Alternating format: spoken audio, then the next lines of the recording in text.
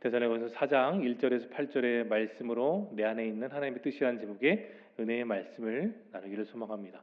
더운 날씨 속에서도 하나님의 말씀을 사모하러 모인 여러분 모든 가정에게 주님의 예배한 축복이 임하길 예수님의 이름으로 축원합니다. 하나님은 이 세상을 살아가는 모든 성도들을 늘 자신의 그 뜻대로 우리를 이끌어 가십니다. 그런데 우리를 이끌어 가시는 그 삶의 방법을 보면 저는 이렇다고 생각을 해요. 마치 그림으로 볼 때 밑그림부터 잘 그리십니다. 스케치를 하시는데 정말 세밀하게 아주 꼼꼼하게 그림을 그려가신 뒤에 거기에 옅은 색을 입혀주세요.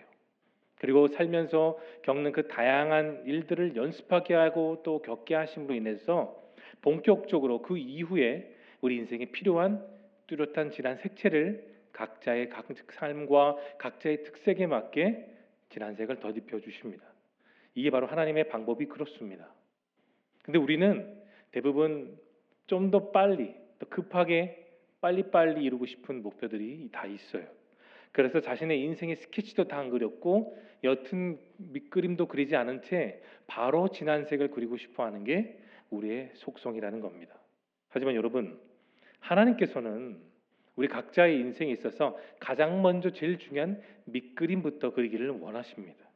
그렇다면 왜 우리들의 인생에 있어서 그런 밑그림 그리는 것이 그 밑그림의 자격이 그렇게 중요할까요? 그것은 바른 신앙의 기초를 우리가 처음부터 잘 다지기 위해서입니다. 수많은 메달리스트를 양성한 미국의 최적의 명코치라는 분이 계십니다. 크리스토퍼 소머라는 분이 지금도 계시는데 유망주들에게 그 뛰어난 선수들에게 가장 기본적인 두 가지를 먼저 가르치신다고요. 첫 번째, 아주 쉬운 동작부터 준비해라. 두 번째, 충분히 휴식을 취하면서 하라. 뭐 뻔한 얘기고 누구나 다 할 수 있는 얘기인데 이 명장 코치는 이 두 가지를 늘 강조한다고 합니다.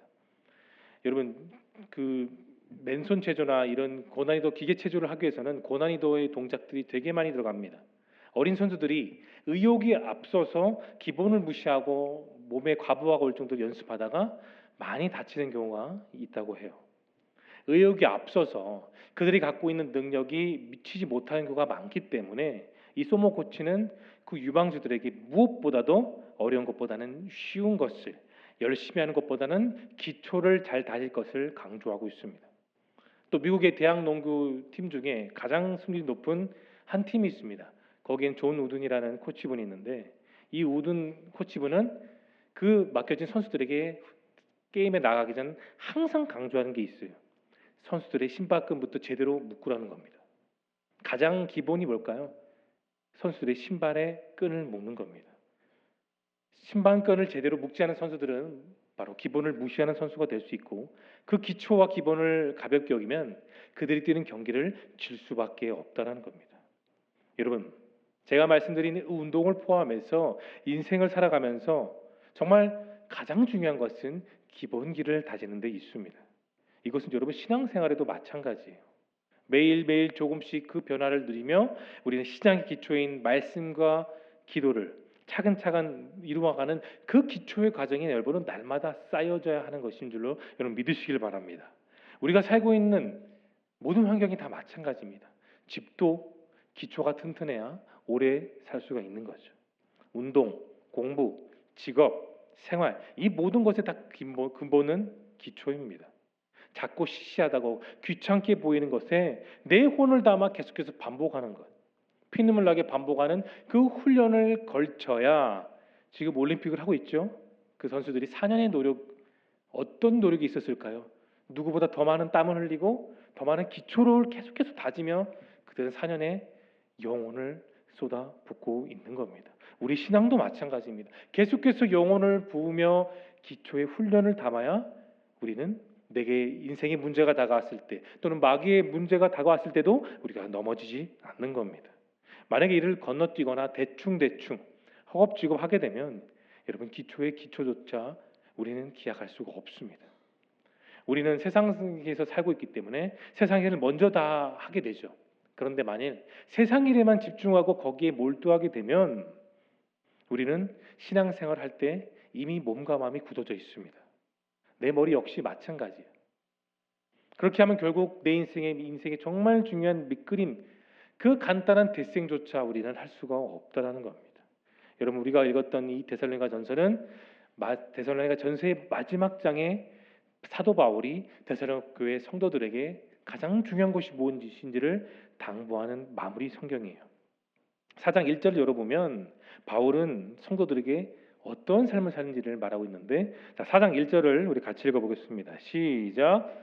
그러므로 형제들아, 우리가 끝으로 주 예수 안에서 너희에게 구하고 권면하노니 너희가 마땅히 어떻게 행하며 하나님을 기뻐하시게 할 수 있는지를 우리에게 배웠으니 곧 너희가 행하는 바라 더욱 많이 힘쓰라. 더욱 많이 애쓰고 노력하고 힘쓰라는 거예요. 무엇을요? 기초를요. 신앙생활의 기초와 기본을 날마다 우리 사도들이 가르쳐 주었으니, 내가 여러분들에게 그 기초의 말씀을 가르쳐 주었으니 내가 없더라도 여러분 그 말씀을 지키며 살아가십시오라고 당부하고 있는 겁니다. 여러분이 아는 것처럼 이 데살로니가라는 도시는 사도 바울이 사역했던 도시 가운데 가장 힘들었던 도시였습니다. 감옥에 갇힌 어려움을 지나 사도 바울이 이제 자유의 몸이 되었고 또 이 데살로니가로 오게 되었죠. 근데 거기서 바울은 그 교회에서 이제 회당에서 편하게 하나님 말씀을 전하면 될 줄로 그렇게 알았습니다. 근데 이와 다르게 유대인들이 끝까지 와서 계속해서 반대하고 바울을 몰아내고자 했던 일들이 점차 심해지게 되자 바울은 어느 날 밤 야반도주하며 베레아로 도망칩니다. 바울이 그렇게 야반도주하면서 데살로니가의 사역은 나는 이제 완전히 실패했다라고 생각하며 정말 도망치듯이 베레아로 갔어요. 그런데 이 아주 잠깐 걸쳤던 데살로니가 교회 안에 실패가 아니라 그 기초의 씨앗이 조금씩 자라났던 겁니다. 여러분 바울의 성도들은 사도 바울에게 몇 번의 설교를 듣지 못했습니다. 아주 짧은 설교 몇 편만 들을 수밖에 없었어요.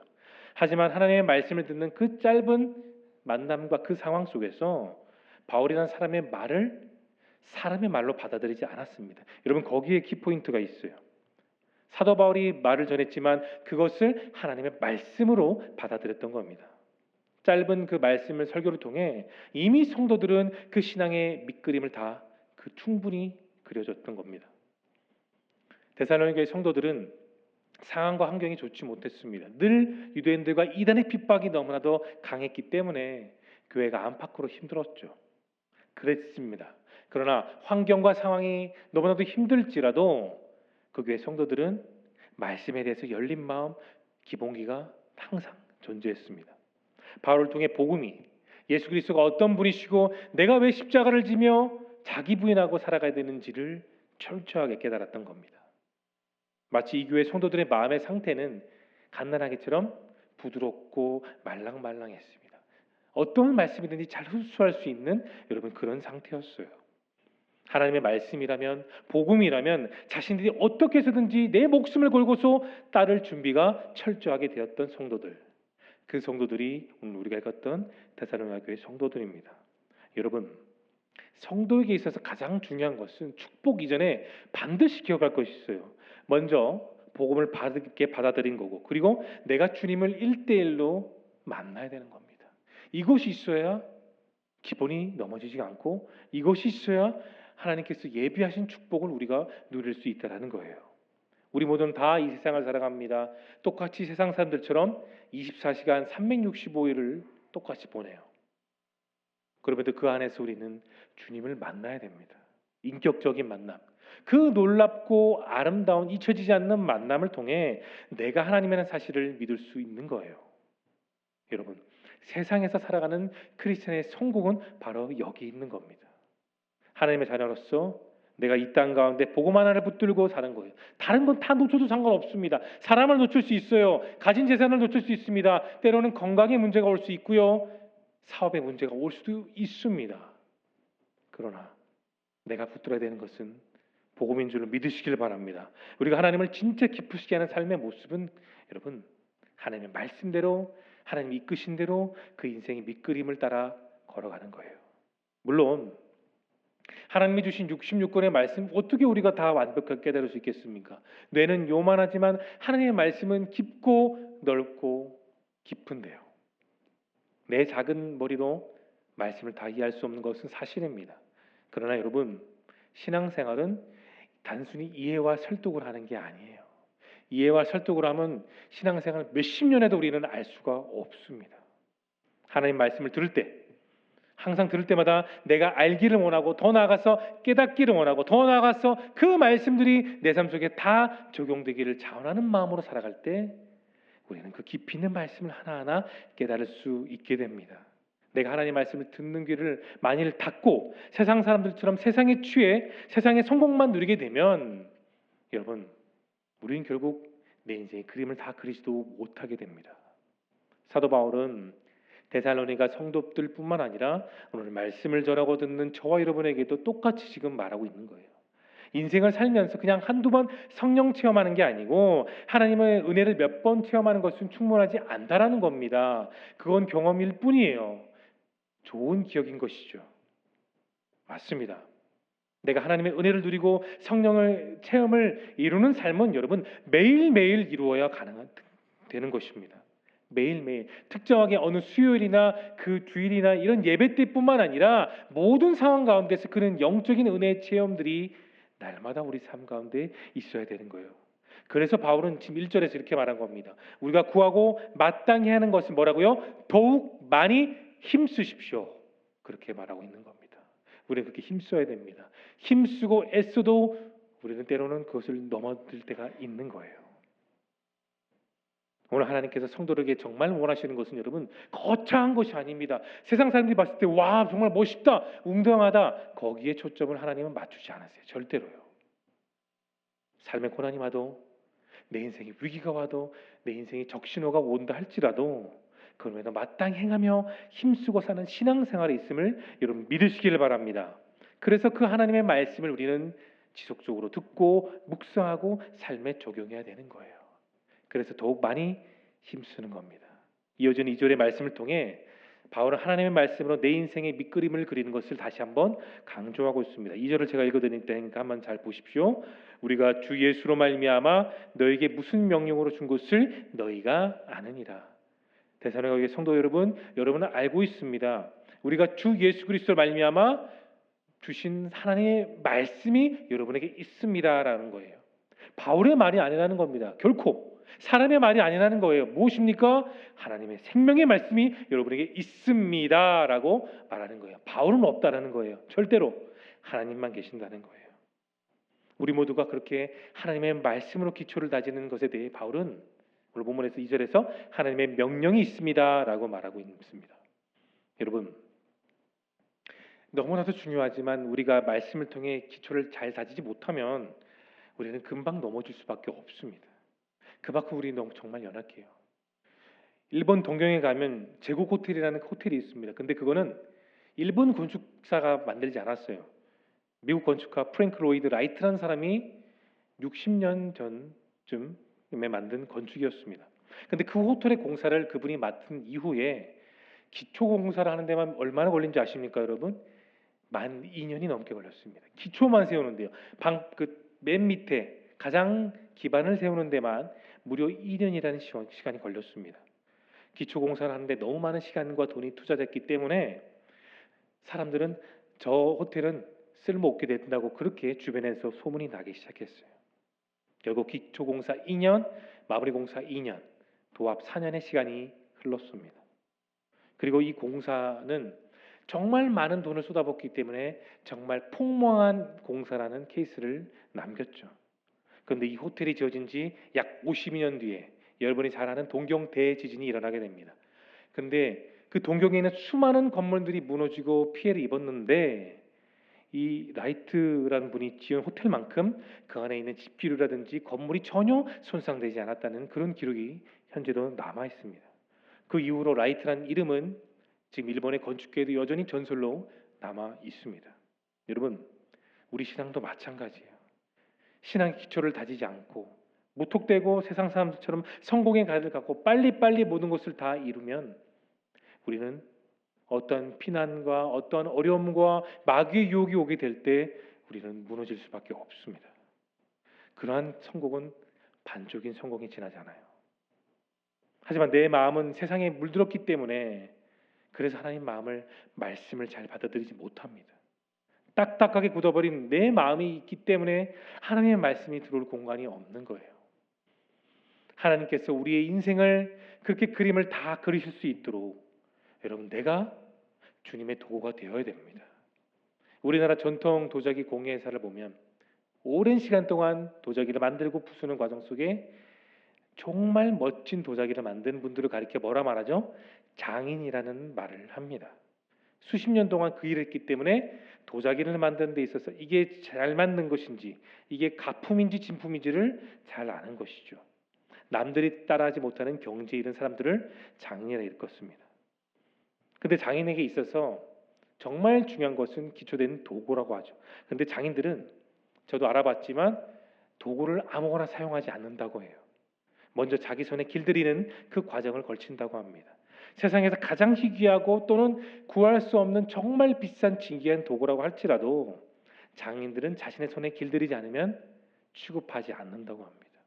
여러분, 우리들의 인생도 마찬가지입니다.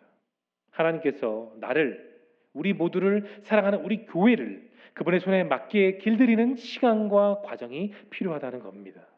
내가 하나님께 쓰임받는 도구가 되기 위해서는 여러분 길들이는 시간인 연단과 인내 시간은 반드시 걸쳐야 됩니다. 여러분이 잘 아는 것처럼 모세는 40년의 기간 동안 뭐만 했습니까? 양치기 했고 똥만 치우는 일을만 했었습니다. 하나님께 제대로 쓰임받기 그 40년 동안 매일같이 일어나 똑같은 일을 반복하며 그는 80년의 삶을 기다려야 했었습니다. 여러분이 사랑하는 꿈꾸는 요셉 13년간 애굽 총리가 되기 위해 그는 그 어린 나이 17살부터 30살가 될 그 시간 동안을 연단하며 인내하며 길러졌습니다. 믿음의 조상 아브라함은 25년의 세월 동안 하나님의 연단에 길들여진 시간 속에 버티고 또 버텼죠. 성군 다윗은 어떻습니까? 왕이 되기 전까지만 해도 10년이 넘게 장인어른으로부터 칼날을 피하기 위해 미친 듯이 도망치던 도망꾼이었습니다. 여러분, 오늘 말씀을 쓴 사도 바울은 어떨까요? 그 역시 하나님의 도구로 길들여지게 수십 년의 시간을 연단받으며 인내하고 죽음의 고비를 넘기며 계속해서 인내했습니다.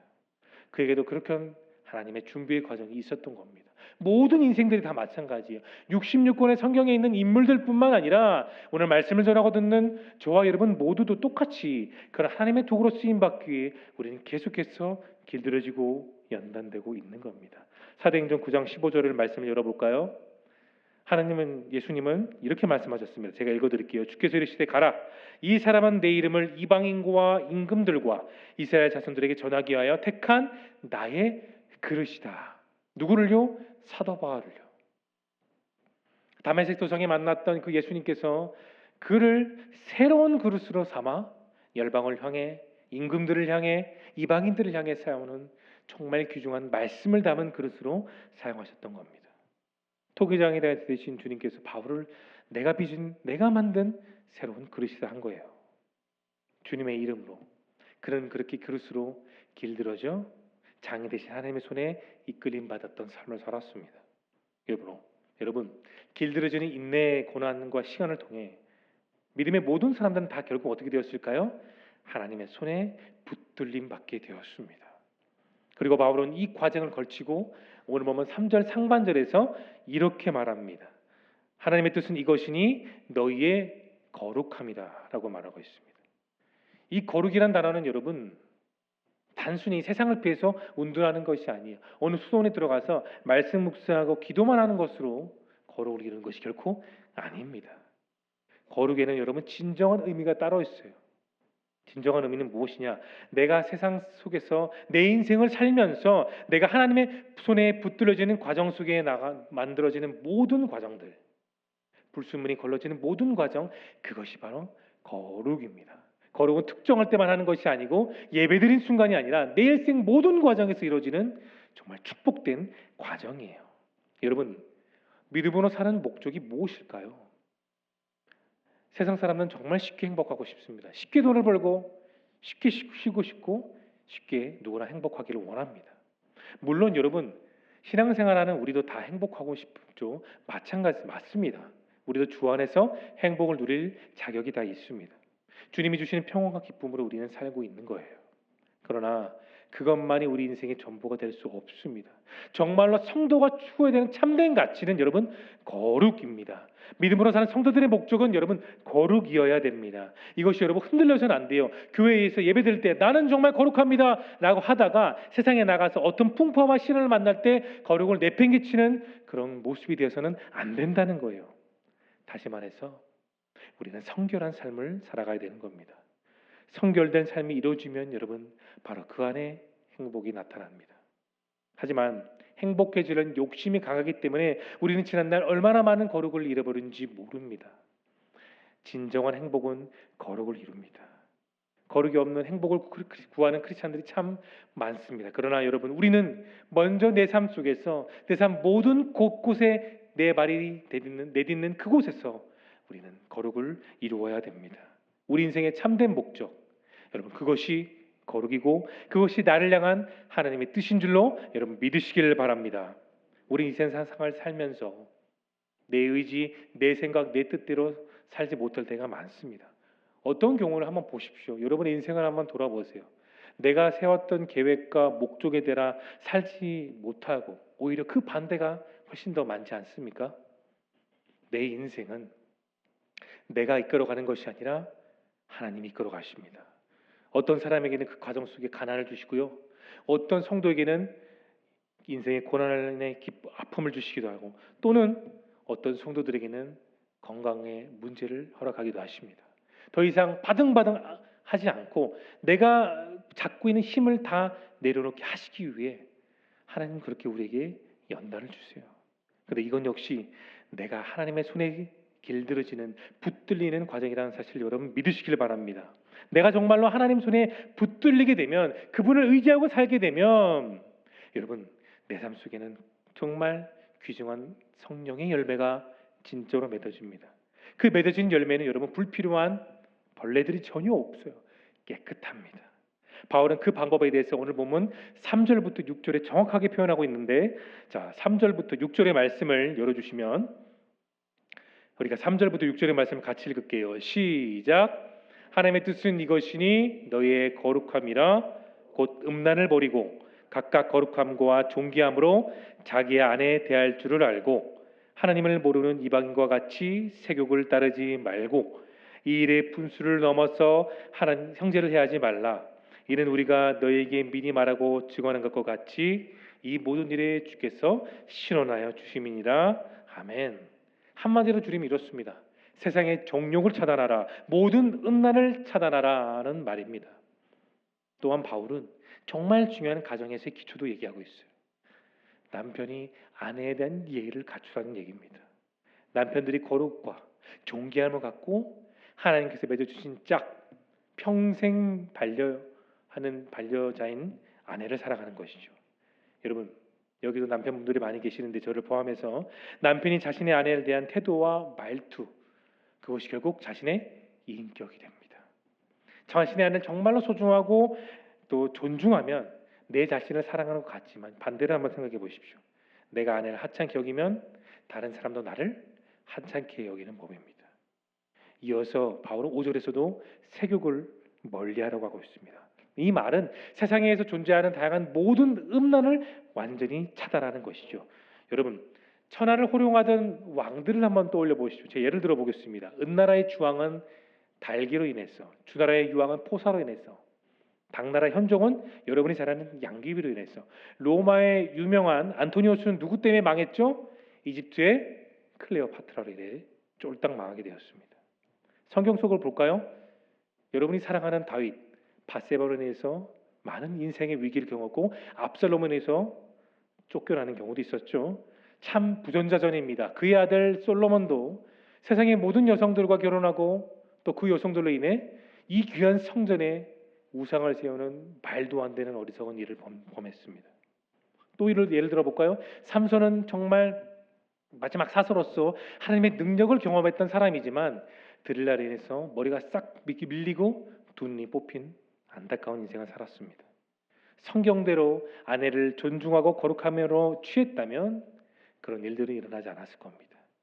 정확하고 마땅한 것을 가르쳤던 바울은 이제 6절에서를 보면 이제 믿음의 형제 자매들과의 관계를 강조하고 있습니다. 뭘까요? 서로가 지킬 선이 있다라는 겁니다. 직분자로서 넘지 말아야 될 선이 있고요. 목회자로서의 선, 남편과 아내로서의 선, 형제와 자매로서의 선을 지키며 살아가라는 것입니다. 만약 이런 것들 지키지 않았을 때에 이 모든 악한 일에 대해 하나님은 반드시 심판하게 되실 겁니다. 여러분, 음란을 경계하고 아내를 존중하고 사랑하며 세욕을 멀리하고 서로 간의 선을 지키며 살아가는 내용, 너무나도 중요한 거룩의 가르침이죠. 이것에 더불어서 마지막으로 읽을 7절의 말씀을 통해 사도 바울은 한 번 더 우리에게 강조하고 있습니다. 7절 8절 읽어주시면 함께 읽겠습니다. 시작. 하나님이 우리를 부르심은 저버리는 자는 사람을 저버림이 아니요 너에게 그 성령을 주신 하나님을 저버림이라. 아멘. 마지막에 8절이 너무나도 중요합니다. 거룩에 대한 말씀을 저버리면 당신들이 사람의 말을 저버린 게 아니라 창조주 하나님을 저버리는 것입니다 라고 아주 강하게 강조하고 있습니다. 여러분, 가정에서도 교회에서도 직장에서도 우리는 늘 거룩을 이루어야 됩니다. 그런데 부정적인 생각, 부정적인 마음들은 긍정적인 것과 다르게 너무나도 쉽게 번져요. 그래서 다 부정적으로 보게 되고 부정적인 말을 하게 되고 부정이 전염되는 겁니다. 근데 여러분, 우리는 구별되어 하나님의 거룩한 자녀가 되었습니다. 세상 사람들은 쉽게 세상에 흔들리거나 부정적인 말들과 잘못된 문화에 휩쓸려서는 안 되는 것입니다. 여기 우리 마음에 가득 채워야 될 것은 세상의 문화와 세상의 정욕이 아니라 신령한 내용인 성령의 거룩한 말씀인 줄로 여러분 믿을 수 있기를 소망합니다. 그래서 주님은 우리에게 이렇게 말씀하셨어요. 내가 너희를 만민 중에서 구별하였음이라. 그러므로 너희는 뭐라고요? 거룩할지어다. 구약 성경에서 특히나 하나님은 백성들에게 거룩할지어다, 거룩할지어다를 지속적으로 강조하고 계십니다. 여러분, 그 거룩을 통해 우리는 다시 변화됩니다. 다시 일어설 수 있습니다. 다시 회복될 수 있습니다. 다시 기쁨을 우리가 그 말씀 안에서 누릴 수 있습니다. 우리는 주신 하나님 말씀 의지하고 살면 돼요. 내가 붙들 것을 제가 강조했죠. 하나님 말씀 붙들고 그 말씀을 의지하고 적용하며 살아가면 우리는 흔들리지 않게 돼요. 거룩을 이루며 경고를 이루며 서로가 그 사랑으로 주 안에서 성령으로 하나 될 수 있는 겁니다. 말씀을 정리하겠습니다. 우리가 세상에서 깨끗하고 돈과 명예와 사람 사이에서 우리가 정말 중요한 거룩을 이루면 우리는 하나님 손에 붙들림 받고 말씀에 길들여지는 놀라운 성령의 사람이 됩니다. 오늘 우리 각자는 내 안에 있는 하나님의 뜻으로 주의 전에 모였습니다. 내가 믿음을 지키고 거룩을 지키며 나의 고집을 꺾음으로써 우리는 하나님의 사람으로 살아가게 될 것입니다. 주신 말씀에 따라 앞으로 준 인생 가운데 거룩을 이루며 또한 거룩의 열매를 이루는 저와 여러분 모두가 될 수 있기를 예수님의 이름으로 축원합니다.